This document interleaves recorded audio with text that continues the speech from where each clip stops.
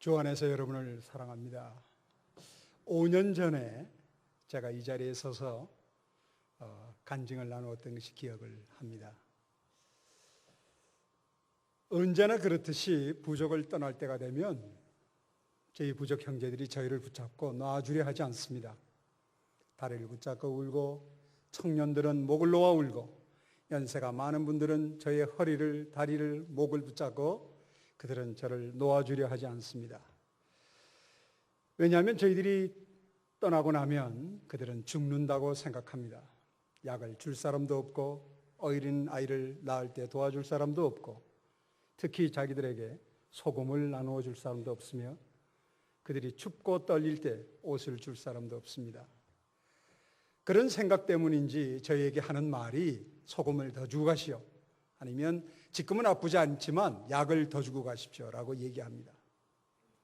그들에게 내가 한국이라는 나라를 가서 바로 주님을 아는 그 형제들을 만나서 너희들이 길이요 진리요 생명이신 예수 그리스도를 만나 기뻐하는 그 마음을 전하려고 한다고 합니다. 그렇게 말을 했더니 이구동성으로 저보고 가라는 것입니다. 사랑하는 성도 여러분, 저는 지금 여기에 한 사람의 파푸아뉴기니 선교사로 서 있는 것이 아닙니다. 자기들이 그 어려움과 공포와 그 힘든 것을 능히 이기며 저를 이곳에 보내주었습니다. 저는 한 사람의 선교사로 여러분 앞에 서 있는 것이 아니고 저를 이곳에 보낸 수많은 부족의 그 믿음의 형제들의 심령을 같이 가지고 이 자리에 서 있습니다. 한 가지 부탁을 드리겠습니다. 많은 선교사님들을 만나보시고 은혜를 경험하셨을 것입니다. 그러나 저는 여러분에게 그냥 시간을 한 번 지나가는 선교사로 기억되길 원치 않습니다. 그리고 정글 속에 있는 한 사람의 선교사가 왔다 간 것으로 기억되길 원치 않습니다. 오늘 이 한 시간의 시간이 아마 여러분의 삶을 변화시키는 놀라운 경험을 하시게 될 것입니다. 왜냐하면 저희들이 정글 속에서 지낸 그 14년 동안의 삶 속에 하나님이 저에게 가르쳐 주신 것은 마치 시험에 100점을 맞은 자녀가 100점 맞은 시험지를 들고 부모에게 쫓아와서 엄마 나 100점 맞았어 라고 얘기하지 않으면 안 되는 그 기쁜 감격을 그 부족 안에서 저희들에게 허락하셨습니다. 그 자녀는 결코 밤을 샜다는 얘기보다는 그가 100점 맞았음을 부모에게 얘기하고 싶을 것입니다. 지금 저의 심정이 그렇습니다. 나가서 무엇을 나눌까라고 기도할 때 내 마음속에 바로 부족 형제들이 구원받고 감격하는 그 심정을, 그리고 저희가 그 부족을 통해서 하나님께서 저에게 하나님은 하나님이라고 고백하지 않으면 안 되는 그 역동적인 감격을 허락해 주셨어요. 그래서 매 순간 성령의 역사심을 감격하고 무엇이 감찰하심이며 무엇이 은혜이며 무엇이 긍휼하심인지를 알고 기뻐하는 그야말로 복음의 진리와 진리의 능력을 알게 해주셨습니다. 예수님께서 하시는 말씀이 하나님께서 아버지께서 보내지 않으시면 어느 누구도 나에게 올 자가 없다고 하신 말씀처럼 오늘 이 자리에 여러분은 여러분의 의지로 온 것 같지만 성령의 인도가 아니면 이 자리에 올 분이 없습니다. 오늘 제가 나누고자 하는 이 말씀은 여러분의 그동안의 삶을, 아니면 여러분의 방황했던 삶을, 여러분의 고난 가운데 있었던 삶을, 그리고 여러분이 좌절하는 그 삶 속에 우리에게 주신 하나님의 말씀과 복음이 무엇인지를 극명하게 보여주는 간증이 되리라고 확신을 합니다. 저를 이 자리에 보내준 우리 부족 형제들이 어떤 사람인지 처음 보시는 분도 있을 터인데 그들을 먼저 보고 그들의 이야기를 시작할까 합니다. 우리 준비되셨으면 불을 좀 이렇게 어둡게 해주시고 시작해 주시면 감사하겠습니다.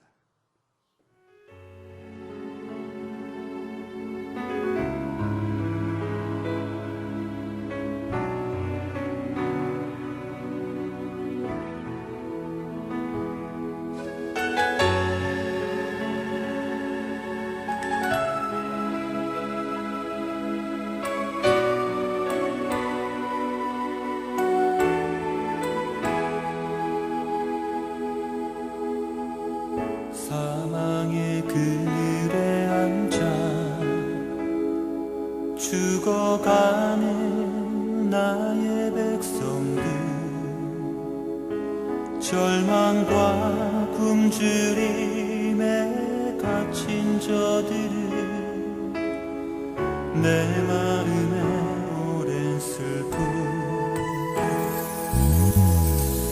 고통의 멍에 매여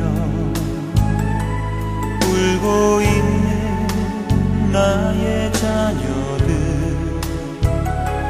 나는 이제 일어나 저들의 멍에를 꺾고 눈물 씻기길 원하는데, 누가 내게 부르짖어 저들을 구원케 할까? 누가 나를 위해 가서 나의 사랑을 전할까? 나는 이제 보기 원하네. 나의 자녀들 살아나는 그날, 기쁜 찬송 소리 하늘에 웃음소리 온 땅 가득한 그날.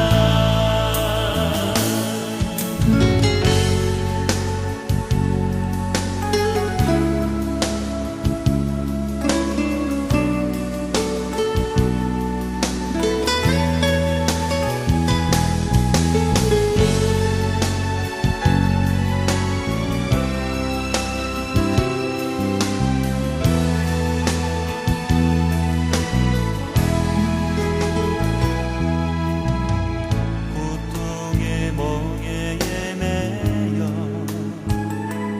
울고 있는 나의 자녀들, 나는 이제 일어나 저들의 멍에를 꺾고 눈물 씻기길 원하는데,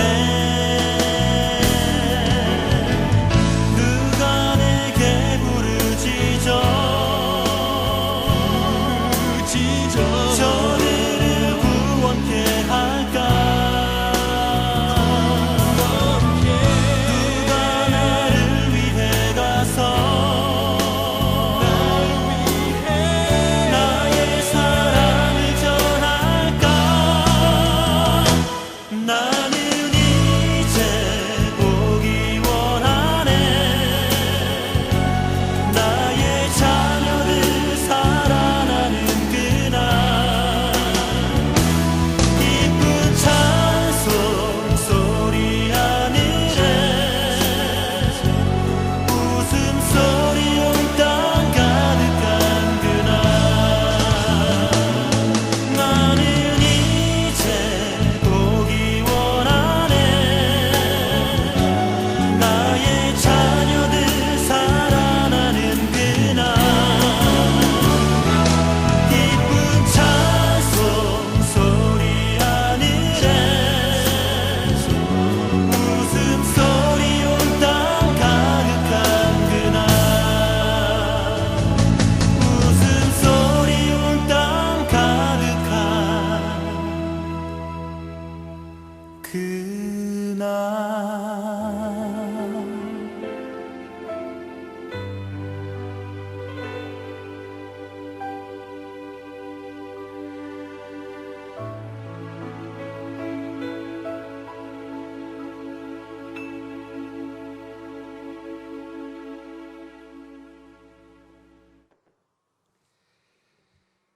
여러분들은 저 화면에 비춰진 형제를 보면서 어떠한 생각을 하시게 됩니까?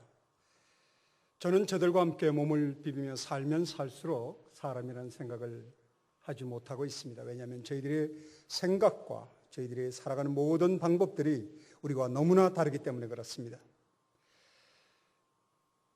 저에게 주어진 시간이 많지 않기 때문에 말씀을 조금 더 빨리 하겠습니다. 양해해 주시기 바랍니다. 저 부족 형제들은 아침서부터 일어나서 저녁까지 그들이 하는 생각이라고 하는 것은 죽음의 공포 속에서 두려운 생각 외에는 갖고 있지 못합니다. 왜냐하면 그들은 움직이는 것 모두를 먹습니다. 여러분, 그들과 함께 살아가면서 제가 알게 된 것은 쥐고기 맛이 토끼고기 맛하고 비슷하다는 것이며, 그들이 모든 곤충의 맛은 메뚜기 맛하고 비슷합니다. 그리고 그들이 살아가는 모든 방법 중에서 언제나 질병 속에서 죽어간다고 생각합니다. 말라리아로 200여 개의 말라리아로 죽는다고 생각하고 이질로 그들은 죽어갑니다. 그것뿐만 아니라 그들은 식중독으로 혹은 영양실조로 죽어갑니다. 그것뿐만 아니라 에이즈에 걸려서 그들은 죽어갑니다. 언제나 사람들은 감기만 걸려도 그들은 죽는다고 생각합니다. 여러분들은 감기만 걸려도 죽는다는 생각을 하지 않습니다. 이제는 암이 걸려도 여러분은 죽지 않는다고 생각하지만 우리 부족 사람들은 언제나 죽음의 공포 속에 있습니다. 전쟁 속에서도 수없이 죽어갑니다. 부족 전쟁이 일어나면 활로 사람을 죽이기 때문에 그들은 죽어갑니다. 무당도 죽는 것으로 사람을 통제합니다. 추장도 죽는 것으로 통제합니다. 만일에 남자들이 피리를 불고 돌아다니는 것이 악령이 아니고 남자라는 사실을 알거나 아니면 발설하기만 하면 남자들이 그 여자를 목을 졸라서 밑으로 6시간을 걸어 내려가는 그 강가에 갖다 버리면 그만입니다. 화가 나면 자기 아내를 칼을 쳐서 죽여버립니다. 경찰이 오느냐고요? 경찰이 와서 결코 그것을 해결하려 들지 않습니다. 이제 2010년 지금에서야 저희 부족 사람들을 그들의 센서스 조사에 제가 등록을 해놓은 상태입니다. 파푸아뉴기니에는 875개의 언어로 구성된 부족 국가인데 그중에 외부와 교통되고 있는 부족은 반에 불과합니다. 언제나 그들은 배고파 있고 그들은 질병 속에 죽어가고 있고 악령 속에서 죽어갑니다. 그들이 믿는 상그마라고 하는 마살라이를 믿는 악령을 믿는데 대나무가 부딪히면 그 대나무 속에 악령이 있다고 해서 밤이 되면 나가다니지도 않습니다. 그들은 그 죽음의 공포 속에 살아간다는 것을 알 수 있습니다. 그러던 그들이 여자들의 삶을 우리가 보면 여기에 여자 성도님들이 많으니까 그 간증을 좀 하고자 합니다. 여자들의 삶을 바라보면 아까 어린아이가 돼지 위에 앉아있는 것은 죽은 돼지에 앉아있는 것이 아니라 자기 남편이 사냥을 해서 멧돼지를 잡아옵니다. 그러면 그 멧돼지를 여자에게 줍니다. 자기 여자에게 주면 남편의 아이를 한쪽 가슴으로 젖을 먹이고 나머지 젖가슴으로는 그 멧돼지를 젖을 먹여 키운 것입니다. 그러니까 자기 형제처럼 자라는 멧돼지입니다. 그 멧돼지가 3년 정도 자라게 되면 한 60에서 70kg 정도로 자랍니다. 그러면 남편은 다시 그 멧돼지를 가져다가 다시 다른 여자를 바꾸어 옵니다. 사가지고 옵니다. 그래서 어떤 사람은 여자가 2, 많은 사람은 5, 많은 사람은 10명의 여자를 거느리고 있는 것입니다. 단순히 아내라는 것이 아니라 그냥 여자일 뿐입니다. 그들의 삶 속에서 발견할 수 있는 것은 단순한 그들이 윤리와 도덕이 있는가라고 의문점이 가고 그들이 단순히 동물적 반응 외에는 감성 외에는 없는 것이 아니냐고 생각할 만큼 남자들은 남자의 집을 지어놓고 그 안에서 하는 행위는 여러분이 소돔과 고모라에서 했었던 것보다도 도대체 상상할 수 없는 눈물을 흘리지 않고는 들을 수 없는 그들의 행위들을 해나갑니다. 그들은 그렇게 본능적으로 살아갑니다. 제가 그들의 삶을 바라보면서 노아의 하나님께서 노아와 함께 하신 그 언약인 일반적 은총이라고 하는 것을 하나님께서 언약을 하지 않았다면 우리가 오늘과 같은 윤리와 도덕이 우리에게 없을 터인데 그들이 바로 얼만큼 인간이 타락할 수 있느냐 하는 것을 그 부족을 통해서 알 수가 있습니다. 부족의 어린아이들은 아버지의 아이를 낳은 사람들도 있습니다. 남자 여자아이가 손바닥을 비벼서 서로 의사가 통하면 정글 속으로 사라져서 한 3개월 있다가 돌아오면 14살, 15살 난 아이가 아이를 갖습니다. 아이를 갖고 돌아오면 아버지가 그냥 기다렸다가 딸이 아이를 낳으면 그 어린아이를 들고 마을에 있는 모든 남자의 얼굴과 비교합니다. 비교해서 얼굴이 똑같으면 주고 돼지 3마리만 받으면 그만입니다. 그들은 그렇게 살아갑니다. 그리고 나이 어린 아이가 첫 번째 달을 볼 때 우리도 달을 보았다고 이렇게 말을 하는데 우리 부족에서도 달을 보았다 이렇게 얘기합니다. 히아가이라고 하는데 첫 번째 달을 보는 그때 자기 딸이 그럴 때 아까 그림에서 본 것처럼 자기 딸을 분장을 해서 바깥에 내어놓습니다. 그러면 마을의 모든 남자들이 와서 그 딸을 경매를 시작합니다. 우리처럼 몸매가 좋은가 지식이 있는가 지적인가 하는 것을 보는 것이 아니고 얼만큼 여자가 완력이 센가를 평가할 뿐입니다. 그래서 힘이 세면 돼지의 마리수가 늘어나는 것뿐 아무것도 없습니다. 그렇게 팔려가면 자기는 자기의 의지로는 결코 자기 남편으로부터 도망갈 수가 없습니다. 그들은 그렇게 살아갑니다. 아무리 그들을 바라봐도 그들의 삶 속에서 인간다움이라는 것은 찾아보기가 어렵습니다. 놀랍게도 우리 부족은 죄라는 단어가 없습니다. 저희가 하는 일이 그들은 글자가 없어요. 말만 있고 글자가 없기 때문에 기록 문화가 하나도 없습니다. 그런데 그들의 그 언어를 분석해 보니까 그들의 언어가 죄라는 단어가 없어요. 죄는 나쁘다고 말하고 용서라는 단어가 없습니다. 용서는 잊어버렸다고 말합니다. 죄라는 단어가 없다는 것은 죄의식이 없다는 것입니다. 제가 아무리 죄라는 것은 이런 것이라고 설명을 해도 그것이 죄인지를 모른다는 것입니다. 그래서 그들을 직설적으로 죄라고 아무리 교육을 시켜도 그들에게 교육이 불가능합니다. 그런 죄라는 단어가 없는 그들은 짜다는 단어가 없습니다. 왜냐하면 소금을 이전에 먹어본 적이 없기 때문에 저를 처음 만나서 소금을 먹어보았어요. 그래서 그들은 소금을 받자마자 입에다가 이렇게 집어여면서 하는 말이 달다고 말합니다. 왜냐하면 달다는 단어는 있어요. 사탕수수가 있고 바나나가 한 10가지가 있는데 삶아 먹는 바나나를 삶으면 삶는 것이 아니라 대나무 속에 집어넣고 그것을 이렇게 익히면 바나나 맛이 답니다. 그래서 소금을 먹으면서 달다고 말합니다. 여러분, 단어가 없다는 것은 의식이 없다는 것이에요. 그런 사람들이 놀랍게도 그들은 바로 복음을 듣고 그들이 놀라운 죄가 무엇인지를 발견해가고 하나님 앞에 그들이 죄를 고백하는 온전한 그리스도인으로 변화된다는 것이에요. 여러분의 상상을 뛰어넘는 삶을 살아가는 사람들입니다. 그들은 거짓이라고 하는 행동에 대해서 아무런 감각이 없습니다. 그들이 하는 행동 속에 어떤 판단 기준이 없어요. 소유에 관한 것이 카고 컬트라고 얘기합니다. 물질 이단주의가 있기 때문에 그들은 물질에 대해서 상당한 욕심을 가지고 있어요. 그래서 산사태가 나면 내 흙이 저 밑으로 훅 떨어졌다고 해서 그 산사태가 난 흙도 내 것이라고 퍼올리는 사람들입니다. 그렇게 자기에 대한 물질욕이 너무 강하기 때문에 그들이 가지고 있는 생각이라는 것은 소유에 관한 것밖에 없습니다. 여러분의 파푸아뉴기니에 가면 남의 영토를 지나갈 때는 절대로 이쁘다고 꽃을 꺾으면 안 돼요. 하나만 꺾으면 거기에 대해서 보상을 해줘야 됩니다. 왜냐하면 자기 소유를 그리고 남의 땅에 가가지고 자기가 심으면 바나나가 다 자랐을 때쯤에 만일에 선교사인 내가 이제 바나나를 따서 내일 내가 먹어야지라고 하면 바로 내가 따기 전에 그 사람들이 다 따가버리고 없어요. 왜냐하면 내가 심었기 때문에 자기 거라는 거예요. 그들은 자기의 소유에 대한 소유욕이 상당히 강합니다. 그런데 그들이 그 소유를 복음에서 변화된 인격으로 놀랍게 하나님 것으로 사용하기 시작한다는 것입니다. 사랑하는 성도 여러분, 여러분들이 지금 이 예배를 드리고 난 다음에 죽는다는 생각을 해보셨습니까? 우리 부족 형제들은 언제나 죽음의 공포 속에 있는데 우리는 그렇게 살아가지 않습니다. 부족과 살아가면서 저에게 절실하게 하나님께서 가르쳐 주신 것은 내가 그동안에 누렸던 문화가, 내가 그동안 누렸던 지식이, 내가 그동안 경험했던 모든 경험이 은혜를 내가 누리는 곳에 방해 요소가 되고 있다는 사실을 극명하게 가르쳐 주셨어요. 부족 형제들은 그렇지 못합니다. 그렇지 못한 그들이 하나님의 말씀을 듣고 그들의 변화가 너무나 놀랍다는 것입니다. 그들에게 처음에 가서 제가 가르치기 시작했는데 부족 형제들이 저에게 묻는 것이 뭐를 묻느냐면 해와 달과 별을 누가 만들었냐는 것이에요. 저 자신도 해와 달과 별을 누가 만들었는지에 대해서는 생각해 본 적이 없어요. 거기에 대해서 감격해 본 적이 있습니다. 제가 드리는 간증을 잘 들으셔야 됩니다. 이 간증 속에 여러분의 분명한 진리의 능력과 복음의 감격을 소유할 수 있는 귀한 간증이 들어있어요. 부족 형제들이 그 궁금증을 가지고 묵상을 하는데 여러분들 아름다운 꽃을 보면 우리는 이렇게 생각합니다. 아름답구나. 정말 향기롭구나. 너무나 놀랍구나. 라고 해서 그 아름다운 것을 나의 감성을 만족한 곳에 저는 사용해 본 적은 있어요. 그러나 그 아름다운 것을 누가 만들었는지에 대한 그 만든 분에 대한 궁금증을 가져본 적이 없다는 것입니다. 우리의 관심은 오직 나에게 있어요. 하나님께서 우리를 창조하실 때 지정의를 주셨는데 그 중에 그 정을 나의 감성의 만족으로만 사용한다는 것입니다.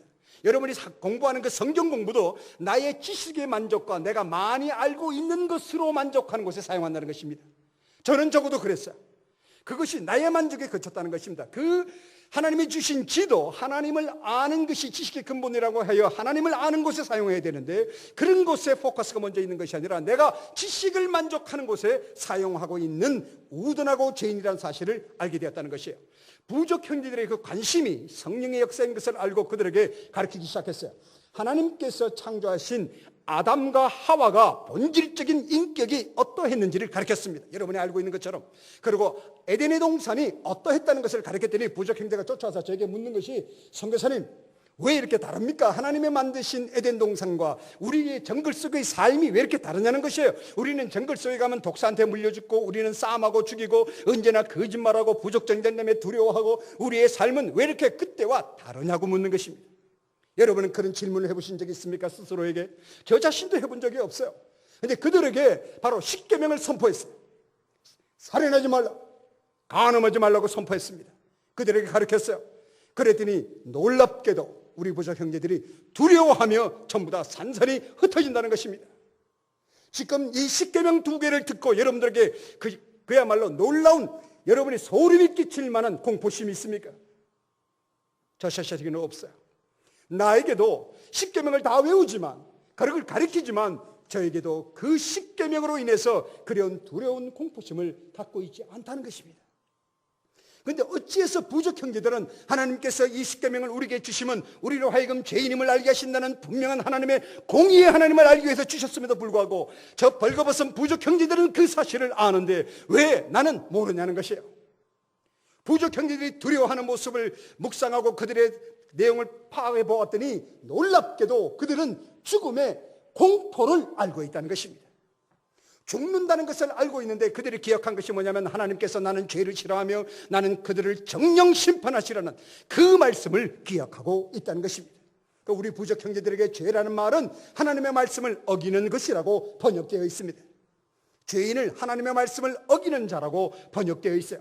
그래서 그들이 하나님의 말씀을 어겨서 그로부터 하나님과 단절된 아담과 하와의 사실을 기억하고, 그들이 저지른 모든, 어느 한 사람도 살인을 안 해본 사람이 없고, 어느 한 사람도 그들이 사람의 고기를 안 먹어본 사람이 없고, 그들이 어느 한 사람 간음을 안 해본 사람이 없기 때문에 그것이 하나님의 말씀을 어겼다는 사실 때문에 두려워한다는 사실이에요.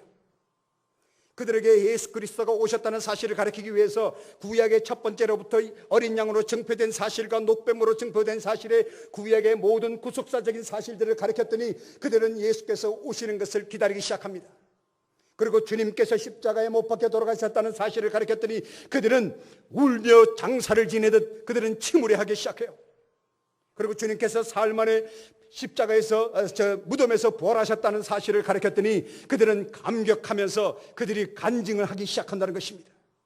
간증하라고 그들에게 부탁도 하지 않았어요. 그런데 그들은 일어나서 이따오라고 움직이면서 그들은 간증하기 시작해요. 선교사님, 나는 그동안에 죽음의 공포 속에서 있었습니다. 악령을 믿었기 때문에 두려워서 땅바닥에 머리를 대고 잠을 자지 못했습니다. 그런데 이제는 주 예수 그리스도로 말미암아 저는 그 자유함을 얻었습니다. 나는 오늘 저녁에 머리를 땅바닥에 대고 잘 수 있다고 고백한다는 것입니다. 그리고 자기 여자를 절대로 아내로 돌보지 않던 사람들이에요. 여러분들이 남편이 신앙생활을 하면 이런 간증을 하시는 분이 많아요. 내 남편이 설거지를 도와줬다, 내 남편이 빨래를 도와줬다고 하는 감성의 변화를 감사하는 그런 간증을 하는 분들을 만날 수 있습니다. 그런데 우리 부족 형제들은 놀랍게도 죽음의 공포를 뛰어넘는 간증을 한다는 것이에요. 남자가 여자 일을 하면 죽였습니다. 여자의 피를 보면 죽는다고 생각하기 때문에 한 달에 한 번씩 여자를 정글 속에 보내고, 아이를 낳을 때 여자를 정글 속으로 보내버려요. 그래서 어린아이를 혼자 낳고 어린아이를 살아서 돌아오면 받아주고, 안 그러면 정글 속에 그냥 버려버리는 사람들입니다. 그러던 그들이 예수 그리스도로 말미암아 그 길이요 진리요 생명이신 주님의 말씀으로 말미암아 그들이 구원받고 그들이 갖고 있던 월뷰가 온전한 크리스천 뷰로 변화되어서 그들이 죽음의 공포를 뛰어넘는다는 것이에요. 여러분, 옛날에는 그렇게 하면 죽었어요. 그런데 그 자기 아내를 정글 속으로 보내지 않고 선교사를 불러서 도와달라고 한다는 것입니다. 부족의 어른들이 화를 내요. 네가 그렇게 하면 부족 남자 전부 다가 죽는다. 어떻게 해서 네가 그렇게 결정할 수 있느냐고 그들에게 협박이 분명히 존재합니다. 그런데 그들은 자기 여자를 정글 속으로 보내지 않습니다. 그리고 여자애를 도우면 죽는다고 생각했어요. 여자가 타넘은 과일을 먹거나 타넘은 고구마를 먹으면 죽는다고 알고 있어요. 그들은 그런 곳에서, 그 공포 속에서 말씀으로 말미암아 그들이 자유함을 얻고 그 죽음의 공포를 뛰어넘는 놀라운 감격의 삶을 살아간다는 것입니다. 우리 부족 형제들의 간증들을 얘기하면 끝이 없어요. 아침에 일어나서 전부 다들 돼지 잡겠다고 기도했어요. 그랬는데 기도를 하고 정글 속으로 돌아갑니다. 가는데 돼지를 잡으려면 아까 우리 할아버지가 이렇게 들고 있는 그 사람 이름이 저희가 붙여진 것이 하니포인데 아주 그분이 사람의 몸 부위의 모든 맛을 다 기억하는 분이에요. 근데 돼지를 잡으려 그러면 저의 이 다리를 맡아놓은 분입니다. 내가 죽으면 먹겠다고. 아직도 살아계신 분인데 그 활을 가지고 돼지를 잡으려면 끝이 아까처럼 대나무 중에서도 단단한 대나무로 된 화살을 가지고 증거를 가야 돼요. 그런데 그것을 잊어버리는 것이 아니라 자기의 상식적으로 볼 때 도저히 대낮에 멧돼지를 잡는다는 것은 경험상 불가능한 일이기 때문에 그렇습니다. 그래서 새나 잡는 그 삼지창의 화살을 몇 개를 들고 가는 모습을 보고 쟤하고 똑같은 거예요. 가만히 바라보니까 저하고 똑같지 않습니까? 아침에 기도할 때는 거창하게 기도해요. 하늘의 뜻이 땅에 이루어지게 하시고 정말 이 산을 옮길 만한 믿음을 가지고 기도하는 것 같지만 기도가 딱 끝나면 설마 내 기도가 나 같은 사람이 기도하면 될까라는 내 안에서의 반문이 일어나요. 그들도 그렇게 기도하는 거예요. 아침에 멧돼지를 잡게 해주십시오라고 기도해놓고는 설마 대낮에 내가 멧돼지를 잡을까 하고 삼지창을 들고 정글 속에 들어갔는데 놀랍게도 멧돼지를 발견했어요. 발견하고는 쐈습니다. 우리 부족 형제들의 활 쏘는 솜씨는 아마 이성계도 와도 배워야 할 정도로 지금도 날아가는 새를 쏴서 떨어뜨려서 잡아먹는 사람들이에요. 그 사람들이 멧돼지를 잡아서 성량도 없습니다. 우리 부족은. 그래서 대나무로 문질러 가지고 불을 피워서 멧돼지를 틀을 다 태우고 먹으려고 하는데 우리 부족 제자 중에 이내라는 제자가 하는 말이 기도하고 먹자는 거예요. 기도하고 먹자는 소리를 들으니까 또 저하고 똑같아. 왜냐하면 저도 평소에는 기도 안 해도 꼭 식사할 때 차 마실 때는 꼭 기도해야 되는 것으로 한국에서 훈련이 돼서 우리 한국 성도님들은 평소에 식사 기도에 회개, 국가, 민족 회개, 통성기도 다 하잖아요. 그 식사 기도하면서 음식은 다 식더라도 그들을 보니까 내 모습하고 똑같아. 평소에는 기도 안 하면서 식사 기도는 꼭 해야 되는 것처럼 이게 습관이 돼 있는데 부족 형제들이 기도하며 먹자고 하는 그 기도가 이 우둔한 죄인인 저하고 다르다는 것입니다. 성도 여러분, 우리 부족 형제의 기도 속에 하나님은 어떻게 우리의 기도를 응답하시는지 된 비밀이 감춰져 있어요. 그들의 기도가 지금 당장 먹어야 되는 이 고기, 이 기프트에 있는 것이 아니에요. 당장 하나님으로부터 응답받은 기프트에 관심이 있는 것이 아니고 그들의 기도가 바로 그 기도를 응답하신 기버에 더 놀라운 기도가 있다는 사실입니다. 살아계신 아버지 하나님, 오늘 아침에 내가 기도할 때 하나님께서 우리의 기도를 들으셨군요. 아버지 하나님, 우리가 기도할 때 하나님께서 우리의 기도를 들으시고 우리에게 멧돼지를 보내주셔서 우리로 하여금 하나님을 잊고 사는 그 죄인임을 알게 하시는군요. 이 죄인인 것을 용서하여 달라는 것이에요.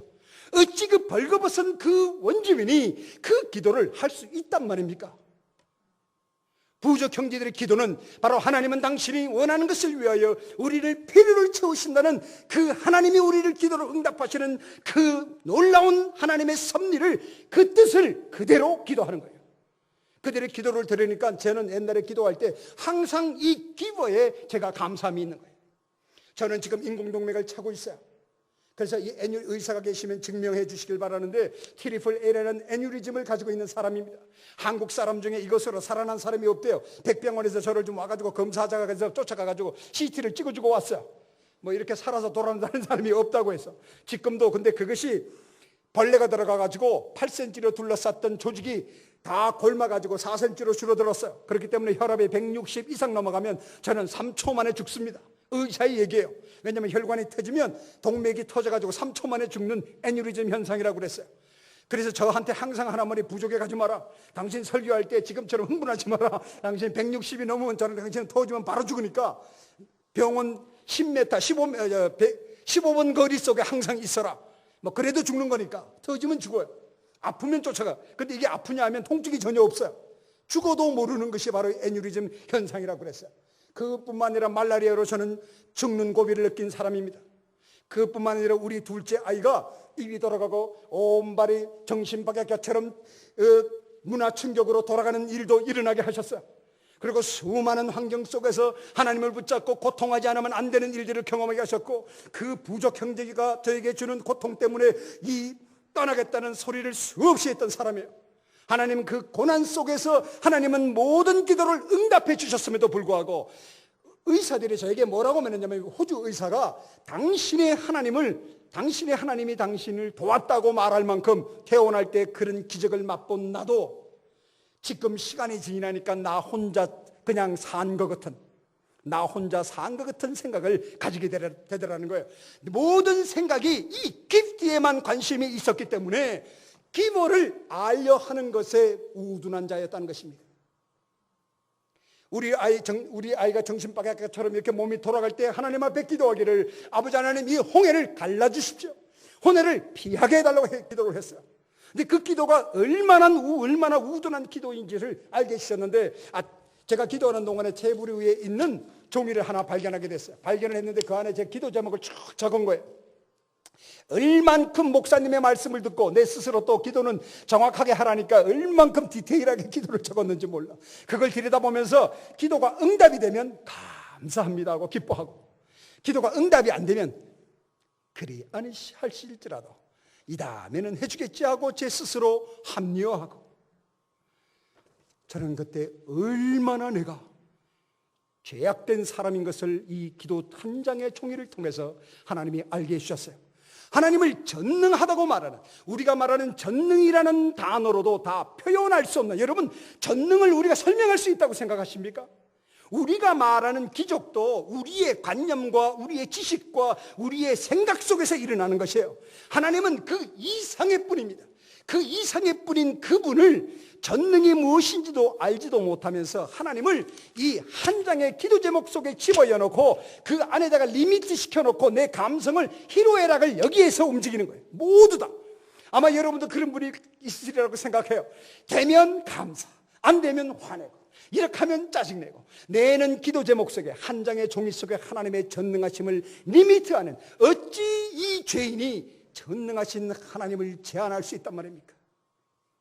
그것이 죄인인 것을 알고 하나님께 통회자복하고 하나님께 용서를 구했더니 하나님이 어떠한 기도를 하게 하셨냐면, 내가 홍해가 내한테 오든 내가 홍해 속에 있든 그것이 주권자 하나님이 나를 하나님이 누구이신지를 가리키려 하신다는 주권적인 일이라는 사실을 알게 해주셨어요. 그래서 그 수많은 그런 사건들을 통해서 하나님은 바로 그 전능자 주권자 하나님 속에 있음이 얼마나, 내가 고난 속에 있음이 얼마나 축복되었다는 사실을 깨닫게 해주셨습니다. 언제나 이 기프트 속에만 내가 관심이 있었을 때는 그 하나님을 모르고 지냈어요. 그런데 그 기별을 바라보는 현실에 우리 부족 형제를 보고 바로 알게 되었어요. 우리 부족 형제 중에 발루스라는 형제가 있습니다. 발루스가 부족 전쟁 중에 바깥에서 잡혔어요. 다른 사람에게 잡혔다는 얘기는 죽는다는 것입니다. 근데 다른 형제가 활로 쏘아서 죽이려고 그래요. 죽이려고 그럴 때 이 형제가 뭐라고 말하냐면, 잠깐만, 나는 하나님의 아들인데 오늘 하나님께서 나를 너의 손에 의탁하였으니 네 뜻대로 해라. 여러분이면 그런 잡혀있는 상황에 그 말을 할 수 있겠습니까? 저는 그 형제의 간증을 듣는 순간 내가 얼마나 감격스럽고 놀라운지, 바로 그 형제의 입에서 나오는 간증이 사도 바울이 내가 죽고 사는 것이 하나님께 달렸다는 놀라운 간증과 동일한 간증이 아닙니까? 그 형제가 내가 죽는 것과 사는 것이 주권자 하나님에게 달렸다는 간증을 하는 놀라운 벌거벗은 저 원주민을 바라보며 내가 얼마나 미물인 것을 알게 해주셨어요. 부족 형제의 간증이 도대체 어디에서 나온단 말입니까? 하나님께서는 그 감격을 저에게도 소유하게 해주셨는데, 부족에서 이렇게 선교를 하다 보면 끊임없이 끌어안게 됩니다. 특히 한국 선교사들이 그 일을 잘해요. 왜냐하면 마치 소명을 갖고 내가 선교사니까 뭐를 할 수 있는 것처럼 막 끌어안습니다. 그랬더니 대체적으로 정글이 있는 곳에는 영어로 말하면 스케이비스라는 벌레가 있어요. 한국말로는 옴이라고 하는데 그것이 벌레입니다. 버그예요. 절대로 그게 바이러스가 아니에요. 그래서 그게 타고 올라와가지고 피부 속을 파고 다니면서 막 이게 피 속 안에 새끼를 까요. 그러면 온몸을 긁지 않고는 견딜 수가 없어요. 그러니까 온몸에 그것이 다 퍼져서, 아까 사진에 본 어린아이는 제가 약을 발랐지만 온 엄마도 전부 다 온몸에 그거, 어린아이도 온몸이라도 엄마하고 어린아이를 잊어버렸어요. 다 죽었습니다. 피부를 다 갉아먹으면 죽어요. 저희 부부도 그거로 전부 다 옮았어요. 옮으니까 견딜 수가 없지 않습니까? 밤에 열심히 긁어. 열심히 막 피가 나도 또 긁으니까 욥이 생각나는 거야. 욥은 기와장으로 긁었다는데 나는 어째 손톱으로 긁는구나. 그리고 그것을 치료합니다. 여러분 뭡니까? 그것이 블리치, 그 유한락스로 목욕을 하고, 그리고 하얗게 생긴 것으로 약으로 발라요. 그래서 한 일주일 동안 그것을 계속 유한락스를 바르고, 그 다음에 상당히 따가워요. 그런 다음에 그것을 이렇게 하면 이 꿋꿋하게 이제 그것이 낫기 시작합니다. 나아가는데 제가 오늘 좀 솔직한 고백을 좀 더 하고 싶어요. 나아가는데 내 마음에 어떤 마음이 드냐면 이 두 팔이 없으면 좋겠다. 그래야 부족 형제를 제가 안지 않을 수 있잖아요. 안기 싫은 거예요. 아버지, 이 두 팔이 차라리 없으면 없다는 핑계로 안 안을 수 있잖아요. 차라리 두 팔이 없는 것이 좋겠다는 심정이 일어나면서 절대로 내가 저 부족 형제들을 이제는 내가 끌어안지 않으리라는 아주 결심을 했어요. 그렇게 하고 그날 저녁에 성경책을 펼칩니다. 그랬더니 하나님께서 성경 말씀에 뭐라고 말씀하시냐면, 너를 사랑하는 사람만 사랑하는 것은 사랑이 아니라고 그러시는 거예요. 그 말씀이 나에게 어떻게 다가오냐면, 너는 사랑할 만 사람만 사랑하는 자라는 거예요. 그건 사랑이 아니라는 겁니다. 그러면 주님이 하시는 사랑은 무엇이고, 내가 한국에 잘 있는 나를 무엇 때문에 콜링하셔가지고 이 부족까지 보내놓고 부족에서 그들에게 사랑한다는 흉내를 내는데 그것도 안 된다 그러면 저보고 뭘 하라 하는 것입니까? 저는요, 그날 저녁에 기도하면서 이것을 질문할 수밖에 없었어요. 아버지 하나님, 무엇이 성령의 인도함입니까? 무엇이 나의 의지입니까? 사도 바울의 삶 속에서 사도행전이 성령의 행전이라고 말하는 것처럼 성령께 온전히 의지하지 않으면 선교에는 열매가 없다 하셨는데, 내가 의지로 한 것이라면 내가 지금 파푸아뉴기니에 지내는 모든 삶이 다 헛것이 아니겠습니까? 그리고 내가 의지적으로 했다면 아무런 열매가 없는 것이 아니겠습니까? 저는 그 기도를 할 때 하나님께서 내 안에 있는 죄성이 어떤 것인지를 알게 하셨는데, 부족 형제 중에서 저에게 잘하는 형제, 저에게 아주 제 말을 잘 듣고 저에게 멧돼지 고기라도 잡아가지고 끌어다 갖다 주는 형제에게는 아프지도 않는데 제가 묻고 약을 하나 더 줘요. 너 감기 걸렸니? 아니요. 그럼 하나 더 먹어. 그리고 저한테 밉게 하는, 정말 밉게 하는 형제들도 있어요. 왜? 이 선교도 사람에게 관계이기 때문에 얼마나 힘든지를 몰라요. 오죽하면 제가 이런 말을 했을까요? 이것이 주님의 일이 아니면은 결코 해서는 안 되는 일이라고 내가 외국 선교사들 할 때 그 얘기했더니 전부 다 고개를 껌떡이는 거예요. 사역은 그런 것입니다. 그런데 부족 형제가 저를 속삭인 사람이 오면 내 마음속에 어떤 생각이 떠오르냐면, 너는 감기 안 걸리나 두고 보자.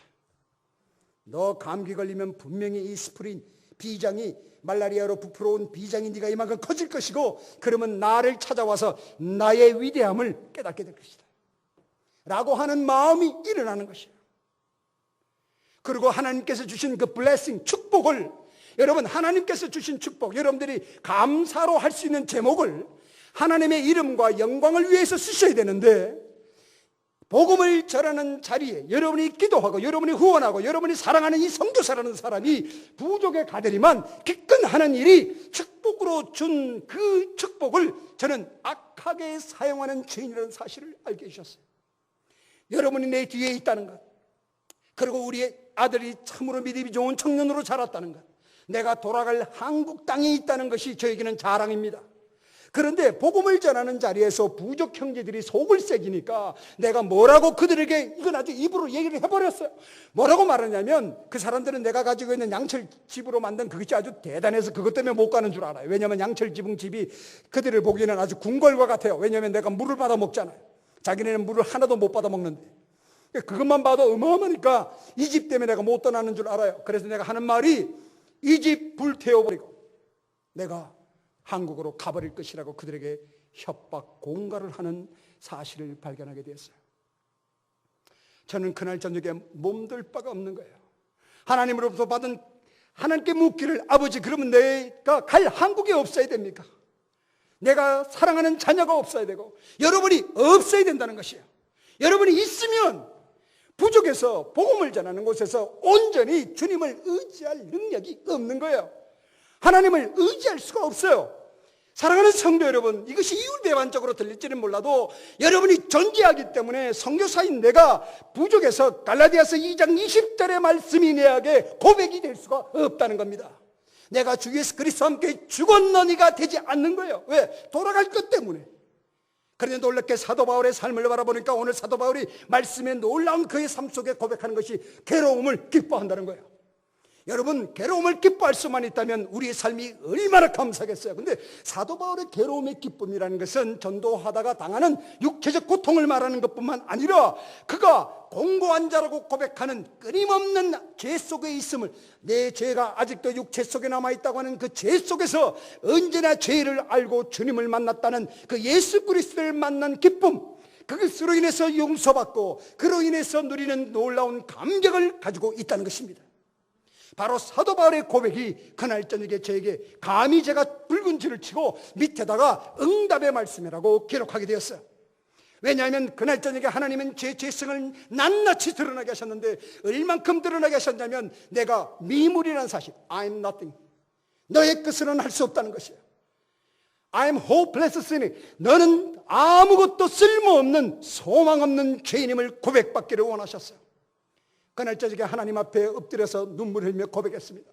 아버지 하나님, 나는 이러나 저러나 나는 행하는 것마다 내가 선이 없는 악한 죄인인데, 내가 아무리 종교적 의식과 아무리 내가 남을 사랑한다고 문제 흔들어 봐도, 내가 남을 구제하고 끌어안고 내가 그들에게 사랑한다고 해도 나의 의지로부터, 이 죄악된 영으로부터 나오는 모든 것은 온전한 사랑이 아니라는 사실을 가르쳐 주시는 놀라운 축복 속에 있게 되었다는 것이에요. 여러분, 범사에 감사하라, 쉬지 말고 기도하라, 그를 항상 기뻐하라는 이 말씀이 우리가 지키라고 준 것이 아니라 내가 지킬 수 없는 죄인임을 고백받기를 원하시는 주님의 말씀이 감춰져 있다는 것입니다. 여러분, 산상수훈의 말씀 전부 다가 지키라고 주신 것이 아니에요. 우리는 지킬 수 없음을 고백하는 거예요. 그렇기 때문에 우리에게 예수 그리스도가 필요한 것입니다. 성령이 하시는 일이 무엇입니까? 성령이 하시는 일은 우리에게 처음과 마지막이 전부 다 예수 그리스도를 가르쳐 주시는 것이에요. 예수 그리스도를 가르쳐주는 방법은 성령이 우리로 하여금 죄인임을 알게 하신다는 것입니다. 여러분 속에 반성이 있습니까? 여러분 속에 회개가 있습니까? 여러분 속에 그 죄를 알게 하는 시간이 있습니까? 그때가 바로 성령이 여러분에게 가장 충만한 때임을 여러분 감사하셔야 돼요. 여러분이 두려운 하나님을 만날 때가 있습니까? 그것은 축복 중에 축복입니다. 우리가 두려운 하나님을 모르고는 긍휼을 알 수가 없고, 두려운 하나님을 모르고는 우리는 은혜를 알 수가 없어요. 우리는 구원의 감격에 이를 수 없는 것이에요. 우리 스스로는 믿음의 길에 갈 수가 없어요. 여러분, 믿음이라는 단어가 무엇입니까? 믿음이라는 것을 영어책을 보면 뭐라고 되어 있냐면 faith라고 되어 있어요. 이것은 한국말로 다시 말하면 여러분의 생각과 마음과 지식과 여러분의 이성과 여러분의 지성과 여러분의 마음과 생각과 몸과 마음을 다하여 하나님을 온전히 의지하는 것을 말합니다. 온전하게 의지하는, 하나님을 depend on God 하는데 우리에게는 그거 할 능력이 없는 거예요. 없기 때문에 성령께서 우리에게 끊임없이 죄인인 것을 알게 하사, 다시 말씀드리면 여러분의 삶 속에서 고난과 슬픔과 좌절과 눈물을 하나님이 주심으로 말미암아 우리로 끊임없이 예수 그리스도를 만나 끊임없이 우리를 환자가 되게 하여서 의사이신 주님을 찾도록 인도하시는 것이에요. 그래서 주님을 만나 용서받고 우리가 끊임없는 거룩의 자리에 이르도록 주님은 인도하시는 것입니다. 여러분은 마음속에 회개가 있습니까? 여러분 마음속에 두려운 하나님을 만나는 순간 그것이 성령이 내게서 충만한 상태임을 감사하시기 바랍니다. 오늘 그 일이 일어났어요. 그러고 나서 그 다음날 내가 일어난 다음에 이제는 용서받았으니까 뭐 달라지려나? 근데 절대로요. 그렇게 회개를 했는데도 내 마음에 부족 애들을 만지고 싶은 마음이 하나도 없어요. 여전히 저는 똑같은 상황이에요. 그래서 아침이 돼서 문을 열었습니다. 그랬더니 부족 형제가 저를 쫓아와가지고 그들이 갖고 있던 똑같은 습관으로 저를 탁 끌어안는 거예요. 그랬더니 내 몸이 이렇게 되지 않습니까?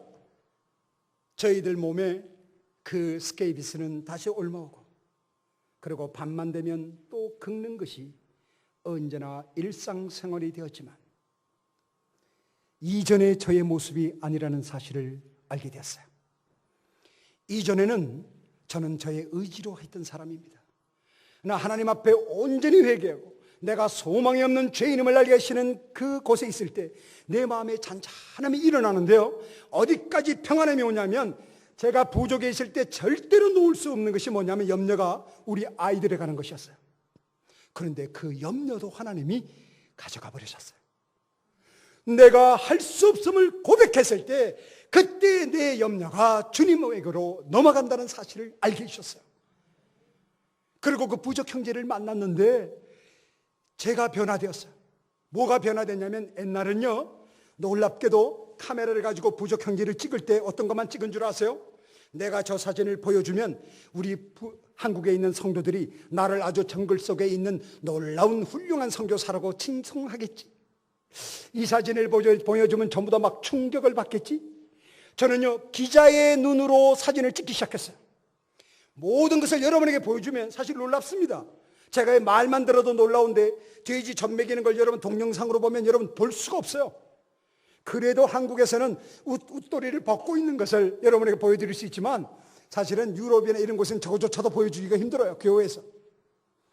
그들의 삶을 적나라하게 여러분에게 보여주면 이런 생각이 들어요. 그러면 나를 놀라운 선교사로 봐주겠지 하는 유혹 때문에 그렇게 했었는데, 그 사건이 있고 나서 그들의 슬픔과 그들의 부끄러움과 그들의 눈물이 저의 부끄러움과 눈물과 아픔과 슬픔이 되게 하셨어요.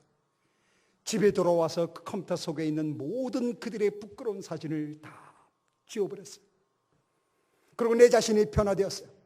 근데 더 놀라운 것은 내 자신의 변화보다도 그 부족 형제들의 변화가 일어났는데, 어떤 변화가 일어났냐면, 제가 변하고 회개를 하고 난데 그들을 만났을 때 옛날에는 카고 컬트라서 저만 보면 먹을 것만 달라 그랬어요. 예배를 보면요, 앞자리에 쭉 앉아있어요. 그리고 소금이 다행히 3개월에 한 번 제가 소금을 여러분이 보내준 헌금으로 삽니다. 왜냐하면 소금을 자주 살 수가 없어요. 비행기가 올라오는 비용이나 모든 것 때문에. 그래서 소금을 사서 나눠줍니다. 그러면 좋아서들 가요. 그 다음 주는 소금이 떨어졌으니까 안 주죠. 왜냐하면 제 계산에 한 달 정도 먹을 수 있으니까. 근데 이제 지나면 다음 주 와가지고는 안 가요. 너 왜 안 가니?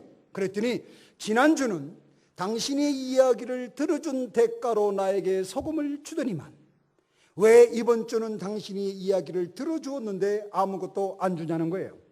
말이 되죠, 장로님? 말 됩니다. 여러분이 설교를 들으시고 목사님에게, 목사님 당신이 이야기를 즐겁게 들어줬는데 왜 대가를 안 줍니까? 그들의 생각으로는 논리적으로 맞는 거예요. 왜? 카고 컬트 때문에 자기가 투자한 만큼 받아야 돼요. 피드백이 있기 때문에 반드시 받아야 됩니다. 그들의 문화로는 합당한 얘기예요. 그러던 그들이 그 사건 이후에 놀랍게도 그들의 영적인 두려움을 나누기 시작하는 것입니다. 2절에 단기 선교를 갔다 오신 분 가만히 체크해 보십시오. 그들을 만났을 때 그들이 단기 선교 기간 동안에 그들의 악령 속에 시달리는 것과 영적으로 두려워하는 것들에 대해서 나눕니까? 절대로 나누지 않습니다. 아마 앞에 있는 형제님 아니면 우리 집사님 어떤 아주 살인 강도가 협박을 해요. 나에 대해서 한마디만 얘기하면 내일 당장 와서 너의 목을 따버릴 것이라는 강력한 협박을 받으면 여러분 절대 말하지 않습니다. 그런데 그 협박을, 그 두려움을 평생을 가지고 살았다면 그들은 어떤 누구에게도 그 두려운 얘기를 하지 않아요. 지금도 우리 제자애들은 그 악령에 대해서 얘기할 때 내가 봤다, 내가 들었다라고 말하지 않고 내가 들었다고 하지 않고 내가 어떤 사람이 말하는데 이렇게 표현하면서 저에게 말을 합니다. 그만큼 두려워하는 것이에요. 그런 그들이 자기의 악령에 관한 사실을 저에게 나누기 시작합니다. 그리고 그들이 얼마만큼 남자의 집에서 어떤 행위를 하는지를 말하기 시작해요. 그들의 영적인 상황을 정확하게 분석할 수 있었기 때문에 그들에게 복음을 정확하게 전할 수 있었다는 것입니다. 사랑하는 성도 여러분, 우리 부족 형제들의 변화를 바라봐도 오늘 이 순간, 오늘 지난 주일날 여러분도 예배를 드린 것처럼 우리 부족 형제들은 대치동교회라는 것을 이름을 걸고 그들은 서툰 발음으로 대치동교회를 놓고 기도했다는 사실을 기억하십시오. 부족 형제들은 언제나 만나면 감사의 제목을 나눕니다. 처음에는 감사의 제목을 나누는데 어떤 것을 나누냐면 돼지 먹은 것, 여자 하나 더 산 것, 뭐 이런 것을 감사를 제목을 나눠요. 그리고 그들이 불평하기 시작했던 그들이 어느 날은 불평하던 것도 그들은 감사의 제목으로 말합니다. 오늘 어제 저녁에 비가 와서 하나님께서 우리의 고구마밭을 돌봤다고 감사로 말하는 어느 그날 제가 그러면 기도 제목을 나누자고 말을 했더니 한 제자가 벌떡 일어나서 하는 말이, 선교사님, 모든 것을 감사 제목으로 나누고 나니까 기도 제목이 없어졌어요 라고 말하는 것이 아니겠습니까? 사랑하는 성도 여러분, 여러분도 그 부족 형제의 그 감격을 여러분 느끼겠습니까? 모든 것을 감사 제목으로 나누고 하니까 선교사님 기도 제목이 없어졌어요. 그래 그 주일날은 내가 하는 말이 그러면 이번 주는 하나님의 이름과 영광을 위해서 찬양하는 기도만 하자고 했어요. 그 기도하는 1시간 동안 눈물의 동아리가 되었어요. 그 형제들은 감사가 무엇인지를 알기 시작했어요. 그동안에 아무 의식 없이 잘랐던 저 나무 한 그루가 내가 숨을 쉬는 이 산소를 공급받다는 사실을 알고 그들은 나무를 자르지 않습니다. 그들은 하나님의 손길이 자기 앞에 바로 와 있다는 사실 때문에 모든 것을 사랑하기 시작해요.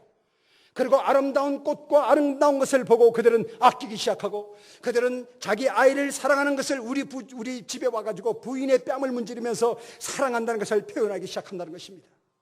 그들은 구원을 받았다고, 그들이 세례를 받았다고 제가 절대로 옷 하나를 더 주거나 뭐 특별히 소금을 더 주지 않아요. 이 형제를 2번 끌어안고 이 형제를 1번 끌어안으면 바로 시기 질투합니다.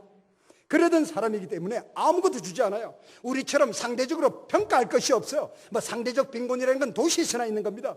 똑같은 움막 속에 불 피우고 그렇게 사는 거예요. 달라진 거 아무것도 없어요. 그런데 그들이 말씀을 사모한다는 것이에요. 얼마만큼 말씀을 사모하냐면 그들의 간증 속에서 나타나는데, 제가 이 죽어야 하는 이 수술을 마치고 헬기를 타고 부족 속에 들어갔어요. 그랬더니 한 형제가 전부 다들 얼굴에다 지금처럼 흑칠을 하고 저를 보자는 거예요. 한 몇백 명이 모였어요. 제일 궁금한 게 뭐냐면 제가 이 어떻게 해서 배를 갈랐는데 살아났냐는 겁니다. 그래서 제가 설명하기를 배를 갈르고 의사가 누른 다음에 창자를 꺼내고 핏줄을 잘라서 버리고 창자 집어넣고 꾸매고 살아났다고 얘기했어요. 근데 깜짝 놀라잖아요. 왜냐하면 자기네들이 돼지 잡을 때하고 똑같으니까. 아니 우리가 배자를 대는 도대체 살아날 가능성이 없는데 어떻게 됐냐는 거예요. 그 얘기를 들으니까 제가 겁이 나요. 왜? 혹시 저를 신으로 알까 봐. 그래서 알아듣든 못 알아듣든 그들에게 끊임없이 의사가 있는데 하나님이 지혜를 주시고 해서 막 설명을 했어요. 못 알아듣어도 좋으니까 설명을 했어요. 그랬더니 한 청년이 번쩍 일어나서 저한테 얘기합니다. 그 청년은 간에 그거로 아까 그 2 청년 피리를 부던 내 제자인데 한 청년은 벼락을 맞고 죽고 한 청년은 간이 썩어서 죽었어요. 이 죽은 이 청년이 제자 둘이 제가 잃어버린 제자 둘의 사진인데 벌떡 일어나서 하는 말이 선교사님이 죽지 않고 살아온 것을 내가 알 수 있겠다는 거예요. 네가 어떻게 아니? 그랬더니 하는 말이 하나님이 선교사님의 핏줄을 2 손으로 쥐고 계셨나 봐요. 놀랍지 않습니까? 저는 병석에 그 오랫동안 있는 동안에 수많은 목사님과 성도님을 만났지만은 저는 부족에 돌아가서 저 벌거벗은 형제를 통하여 진리의 말씀을 듣는 감격을 누린 사람입니다. 그리고 며칠이 지났는데 아까 화면 중에 얼굴이 이렇게 까맣게 칠하고 이렇게 입을 내민 형제가 저보고 자기 부족으로 오래요. 배에다가 이렇게 베개를 대고, 수술해 보신 분은 아시겠죠? 베개를 대고 걸으면 좀 덜 아파요. 힘들고. 그래서 베개를 이렇게 들고 걸어서 3시간을 걸어서 부족으로 올라갔습니다. 올라갔더니만 자기 가족들을 다 모아놓고 하는 말이 우리 아버지가 죽을 때 유언을 했다는 거예요. 아니 우리 부족 사람들은요 절대로 유언하지 않습니다. 왜냐하면 유언이라는 게 뭐예요? 덕담이나 아니면 남에게 뭘 준다는 얘기예요. 근데 죽으면서도 자기가 자기 거를 뺏기는 것 때문에 아주 절대로 싫어하는 사람들인데 유언을 했다는 말이 믿어지지 않잖아요. 근데 이 청년이 하는 말이, 우리가 아버지가 죽으면서 하는 말이 내 산에 있는, 내 땅에 있는 모든 나무를 선교사가 살아오면 주어라. 하나님의 집을 짓도록. 사랑하는 성도 여러분, 누가 그 마음을 주었단 말입니까? 누가 그것을 가르쳐 주었단 말입니까? 저는 결코 그 형제에게 하나님을 집을 지을 거라고 말한 적이 없고, 그들에게 하나님을 집을 지을 때 이렇게 하라고 말한 적이 없어요. 지금도 그 형제는 제가 떠나올 때 제가 실수했어요. 떠나오기 한 달 전에 제가 이런 말을 했어요. 이번에 갔다 오면 하나님의 집을 지을 거야. 제가 이거 실수해버렸어요. 그 말을 듣자마자 그 형제가 눈이 번쩍하더니, 선교사님 하나님의 집을 지을 거예요? 그럴 거야. 그랬더니만 그날로 말이 떨어지는 그 순간 자기 가족 전체를 데리고 정글로 가가지고 6풋 길이가 이만한 박달나무를 무려 10개를 잘라놓고 제 도끼를 갖고 가가지고 잘라가가지고 2개를 땀을 뻘뻘 흘며 가져다가 던져놓고 하는 말이 10개 잘라놨어요. 하나님을 집을 진다면서. 한 청년은 나에게 3사람이 둘러서도 다 지지 못한 큰 잣나무가 5그루 있는데 2그루를 하나님의 집을 질 때 기둥으로 쓰십시오라고 내어놓는 것이 아닙니까?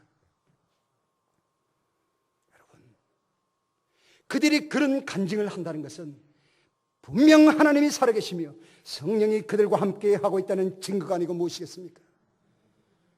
지금 우리 부족 형제들은 내가 나오기 전에 무려 그 기둥을 64개나 쌓아놨어요. 그 내가 잠깐 그랬어요. 더 이상 쌓지 마라. 내가 갔다 올 동안 몇백 개가 쌓일 줄 몰라. 그 내가 64개면 충분하다. 갔다 온 다음에 그때부터 다시 시작하자 라고 했습니다. 아까 그림에서 본 것처럼 바깥에서 예배를 드리고 말씀을 전하다 보면 비가 와서 도망가기도 하고 자기들도 건물을 지어야 된다는 것을 생각하였지만 하나님의 집을 짓고 우리가 예배를 드린다는 강렬한 열망을 갖고 있다는 거예요. 여러분, 선교라는 것은 구제가 아니에요. 선교라는 것은 물질이 필요하지만 물질은 결코 수단이 될 수가 없습니다. 하나님의 말씀 66권 이외에는 결코 생명을 살리는 말씀이 될 수 없다는 것이에요. 선교사의 삶 속에 물질은 필요해요. 왜? 비행기 타고 왔다 갔다 하고 그들의 약도 주고 필요하지만 모든 물질은 그것이 약품이든 그것이 소금이든 그것이 옷이든 그것은 결코 수단이 될 수가 없어요. 분명한 수단은 이 말씀뿐입니다. 그래서 말씀을 전할 때 하나님은 이 전하는 자로 하여금 온전히 회개치 않으면 전하는 말씀이 그냥 지식의 말씀이 되어서 아무런 변화와 열매를 맺지 않는다는 사실을 알게 해주셨어요. 그것을 알게 된 저에게 너무나 감사가 일어나는데 저의 인격을 변화시킨다는 사실을 알게 되었다 이 말이에요. 그리고 와서 마태복음서부터 다시 읽는데 마태복음서부터 읽기 시작하고 구약 전체를 읽는데 모든 구절에 줄을 치지 않으면 안 될 만큼 모든 구절마다 하나님이 응답하셨다라고 적지 않으면 안 될 만큼 감격의 삶을 누리게 하셨다는 거예요. 오늘 여러분에게 바로 그것을 선교복으로 드리고 싶은 거예요. 여러분, 선교복이라고 하는 것은 어떤 일을 한 것을 말하는 것이 아니에요. 얼마나 하나님의 일을 하였나가 중요한 것이 아니라 얼만큼 하나님과 동행하였나가 더 중요하다는 사실을 잊지 마십시오. 여러분이 얼만큼 내가 봉사하였고 내가 얼만큼 수고하고 희생했나가 중요한 것이 아니에요.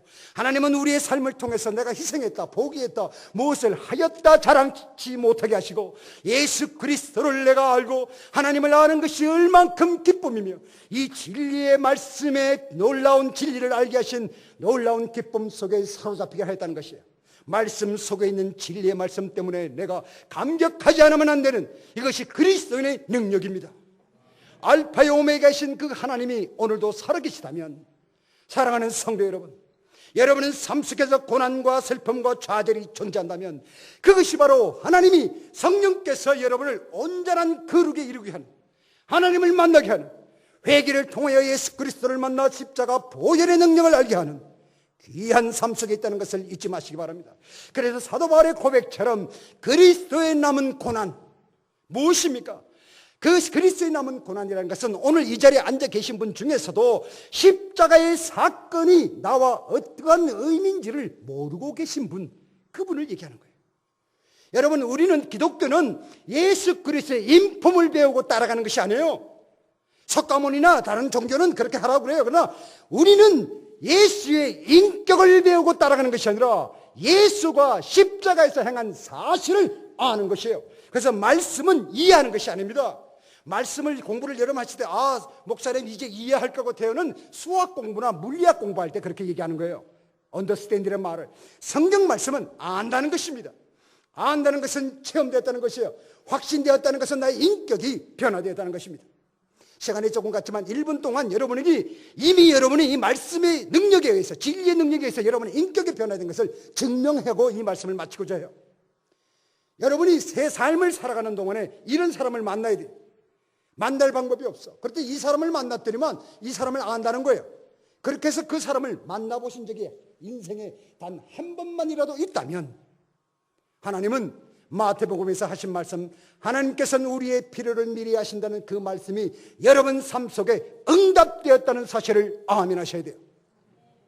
그리고 여러분이 십자가의 주 예수 그리스도가 사흘 만에 부활하셨던 사실을 여러분이 아멘한다면 이 우리나라 땅에도 70%, 80%의 모든 사람들이 아멘하지 않는다는 사실을 아십니까? 호주라는 나라는 무려 98%가 아멘하지 않아요. 왜 여러분들은 아멘하고 눈물로 호소하는데 나머지 70%, 80%, 호주만 해도 98%의 사람이 거기에 반응하지 않는단 말입니까? 이미 여러분은 말씀의 능력에 의하여, 성령에 의해서 여러분 인격이 변화된 것입니다.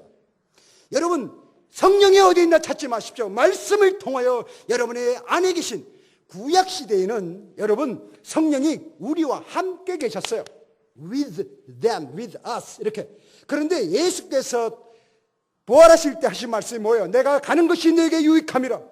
성령이 이전에는 없었던 것이 아니라 성령이 어몽하고 계셨지만 같이 계셨지만 성령이 예수 그리스도의 십자가의 그 고난 때문에 성령이 오셔서 우리에게 있는 거예요. 우리 안에 in me, in you. 그래서 여러분의 성품과 관계없이 아무리 표독하든 아무리 급하든 아무리 착하든 아무리 인격적이든 아무리 비인격적이든 여러분의 성격과 관계없이 여러분이 주 예수 그리스도가 십자가에서 행하신 사실을 믿기만 하면 바로 성령이 여러분의 안에 임하여 여러분의 영을 붙잡고 여러분을 천국으로 인도하는 것입니다. 그래서 우리가 아무 공로 없이 천국에 이른다는 것이에요. 여러분, 이 구원의 감격을 회복하는 일은 오늘 이 시간 여러분을 섬세하게 타치하시는 그 성령의 인도함을 아는 것입니다. 오늘 사도 바울의 고백처럼 여러분의 삶 속에 괴로움을 기뻐하고 이 교회가 이 선지자적인 삶을 살아야 되는 이 한국 교회를 통하여 괴로움을 기뻐하고 그리스도의 남은 고난, 아직도 복음을 몰라서 죽어가고 있는 수많은 영혼을 향하여 선지자적인 말씀을 선포하고 여러분이 이웃에게 복음을 전하지 않고는 견딜 수 없는 역동적인 삶을 살아가는 축복된 삶을 누리시기를 주 예수 그리스도로 축원합니다. 기도하겠습니다. 살아계신 아버지 하나님, 아버지께서 사랑하시는 주님의 백성들이 이 자리에 있습니다. 아버지 하나님, 삶 가운데 예수 그리스도 십자가의 보혈의 뜻을 알게 하여 주시고 곰곰이 십자가의 사건을 아는 축복을 허락하여 주시옵소서. 그래 삶 가운데 예수 그리스도의 십자가의 피의 가치를 세우는 능력 있는 삶을 살게 해주시고 복음을 전하는 감격 속에 살아갈 수 있도록 축복하여 주시옵소서. 감사드렸고 예수 그리스도의 이름으로 기도드려 싸움나이다. 아멘.